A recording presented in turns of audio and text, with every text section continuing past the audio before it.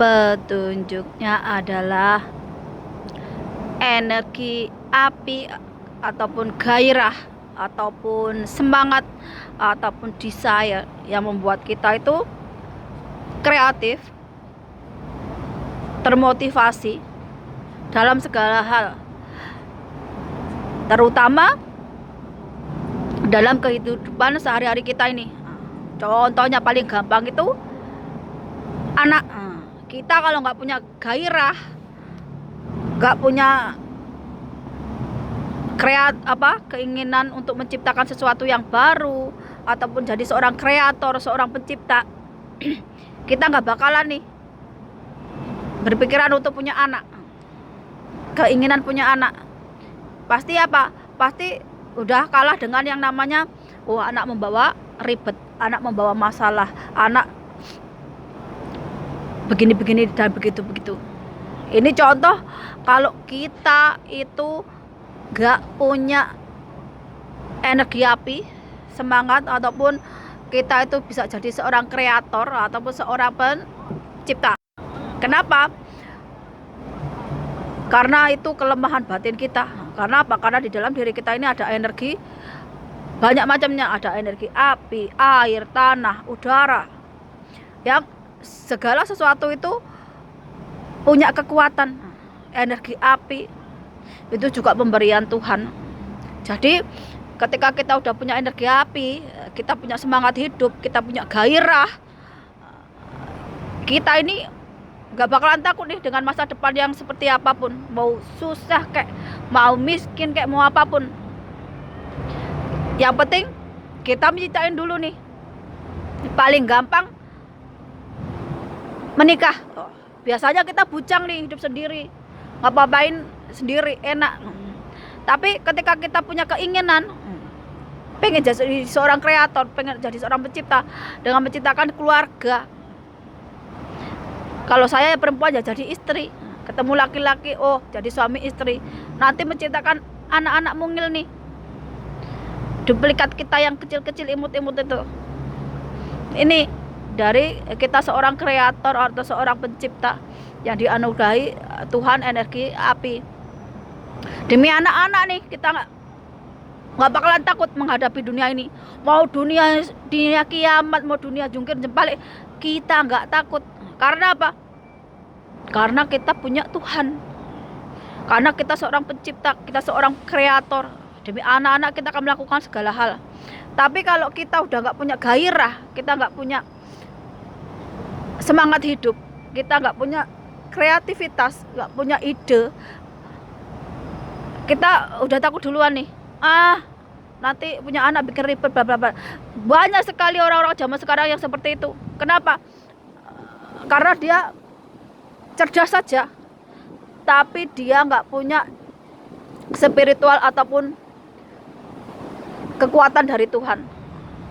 Contohnya seperti yaitu seorang kreator, seorang pencipta. Ini banyak sekali ketika orang-orang udah buntu, udah nggak punya ide ataupun udah nggak punya semangat di dalam dirinya, dia jadi apatis. Jadi biarkan hidup itu mengalir gitu aja, nggak ada tantangannya, nggak ada gairahnya. Banyak sekali loh contoh kita jadi seorang kreator, seorang pencipta, nggak cuman anak aja. Mulai dari bakat ini, makanya banyak orang-orang yang jualan makanan punya ide kreatif, terus dagangannya laku tambah maju. Ada juga yang punya ide tentang kecanggihan teknologi ataupun kreativitas lainnya yang berguna untuk orang lain, untuk kemajuan zaman ini. Contohnya kalau Thailand ya kemajuan di teknologi pertaniannya. Jadi kalau kalian lihat sekarang ini semua produk beras, terutama di Hong Kong ini, semuanya made in Thailand ataupun Vietnam. Karena kemajuan dari segi pertanian sekarang ini di Thailand dan Vietnam. Buah-buahan ada juga nih dari Tiongkok sana. Jadi semua manusia itu sama, punya kreativitas, punya kecerdasan untuk jadi seorang kreator, untuk jadi seorang pencipta, gak ada bedanya. Mau kamu dari Cina, mau dari Indonesia, mau dari Jawa, tergantung seberapa kamu ini punya kreativitas atau keinginan atau gairah untuk hidup. Ini yang orang Nusantara itu ketinggalan banget nih sekarang. Kebanyakannya apa? Apatis. Artinya pasrah, bongkoan, hidupnya gitu-gitu aja. Cuma mengharapkan bansos,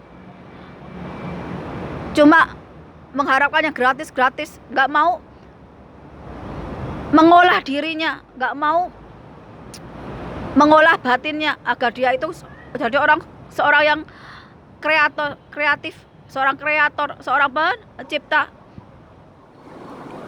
Banyak sekali nih yang hanya memikirkan akhirat, surga aja, sampai apa? Sampai dunia itu kebobolan. Makanya Indonesia itu jadi negara korup, negara yang nggak adil, yang nggak benar.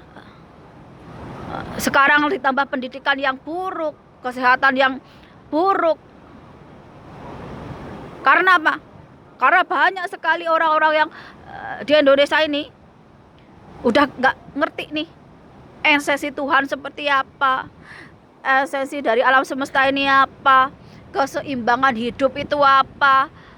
Apalagi melihat dirinya jadi seorang yang kreatif, seorang kreator. Kebanyakannya malah nyari dukun, nyari orang pinter, nyari indigo, nyari membaca tarot untuk ramal-ramal masa depan. Boleh meramal masa depan, wong aku juga seneng melihat yang begituan. Tapi bukan terus itu kita jadikan pedoman hidup. Yang kita jadi pedoman hidup itu yang kita lakukan sekarang. Misalnya kamu diramal 2045, kamu itu jadi orang kaya. Tapi kan kamu gak dikasih detailnya tuh. 2045 kamu udah mati apa belum? 2045 kamu itu berjodohnya sama siapa? Si A, si B, si C. Perjalanan waktu atau perjalanan hidup kan gak semua peramal atau sebuah indigo itu bisa meramal kan.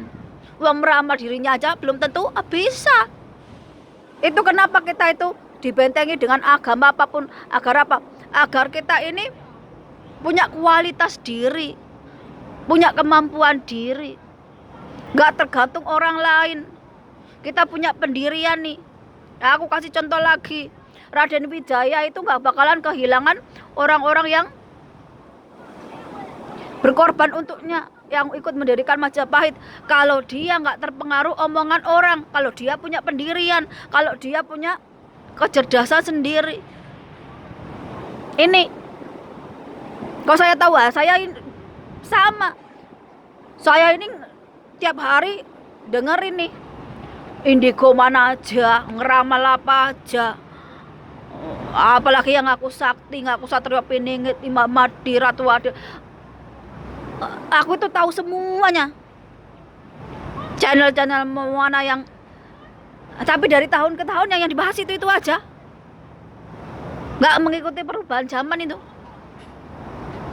Lah kalau saya cuman berpatokan pada omongan mereka, ya nggak maju-maju saya. Saya nggak mengikuti perkembangan zaman. Yang lebih tahu kan diri saya sendiri. Saya yang harus mengikuti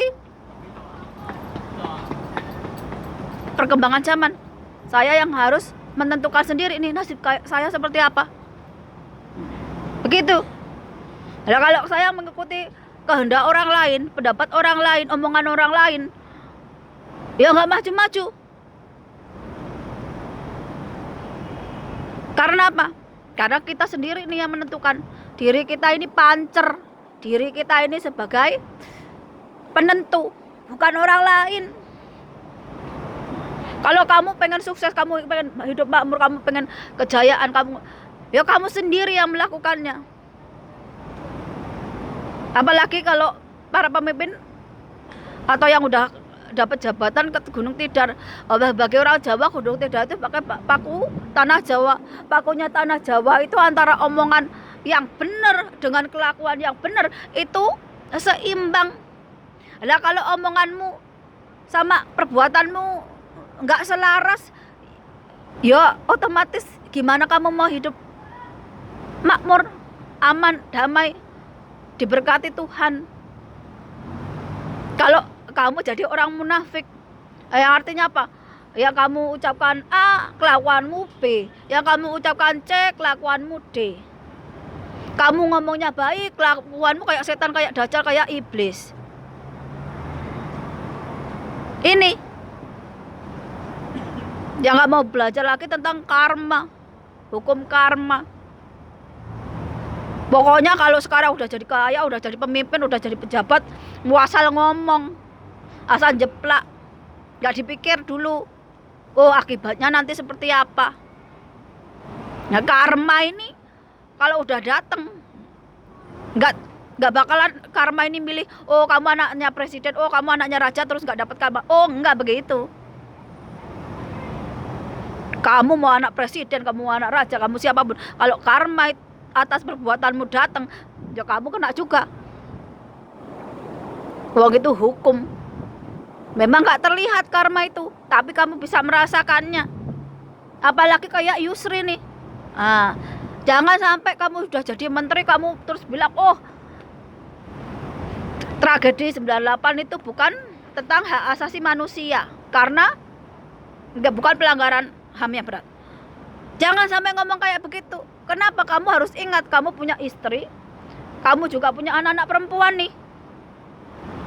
Jangan sampai kamu gak punya rasa empati kepada perempuan. Nah, lama-lama kamu musnah tuh.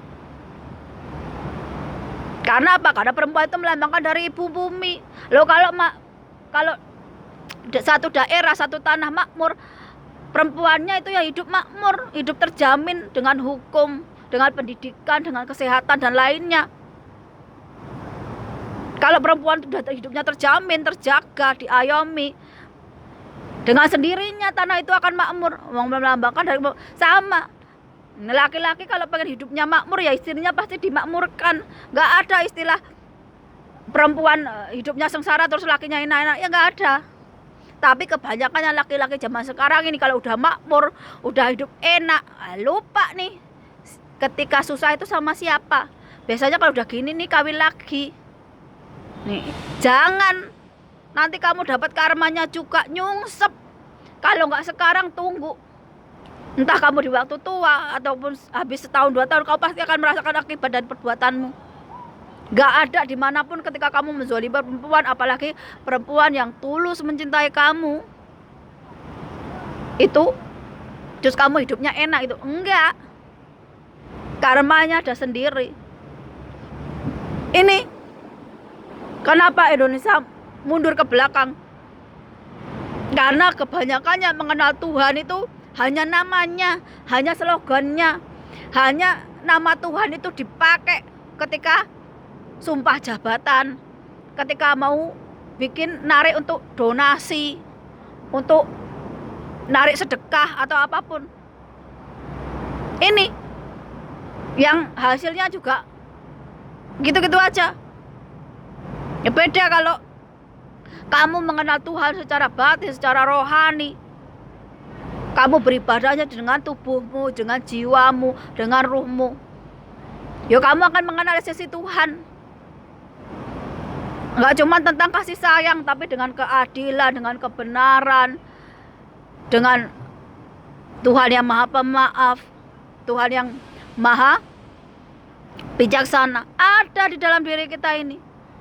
Kalau kita mengenal Tuhan secara lahir batin, secara jasmani dan rohani. Tapi kalau kamu mengenal Tuhannya cuma slogan, cuma namanya aja, ya kamu kayak orang munafik ya. Omonganmu aja yang manis-manis, yang memuji-muji Tuhan, tapi kelakuanmu kayak dajjal, kayak iblis. Dari zaman bahula sampai sekarang yang namanya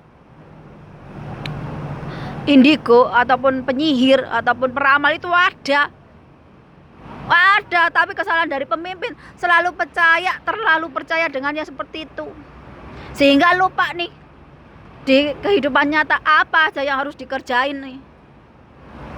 Makanya banyak kerajaan atau peradaban zaman dulu tenggelam, musnah. Nah itu ya karena penyihir ataupun peramal ataupun sejenisnya kayak gitu. yang ngajarin orang dengan mengorbankan sesama manusia, entah mengorbankan binatang dan sebagainya. Ini kesalahan yang dilakukan orang-orang zaman dulu nih. Jangan sampai terulang lagi nih. Saking kalian percaya dengan yang gitu-gitu, oh malah nyungsep hidupmu. Makanya percaya ke diri sendiri nih. Iman pada Tuhan yang Maha Esa, agar laku kita itu benar.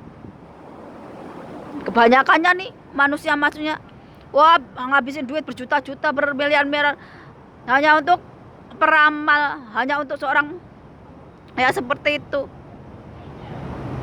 Tapi kelakuannya nggak mau diperbaiki, nggak mau dibetulkan. Ya hidupnya hancur. Nanti kalau udah hancur nyalain orang lain, yang disantet lah, yang oh ini salah ini. Malam ini itu aja. Besok kita sambung lagi.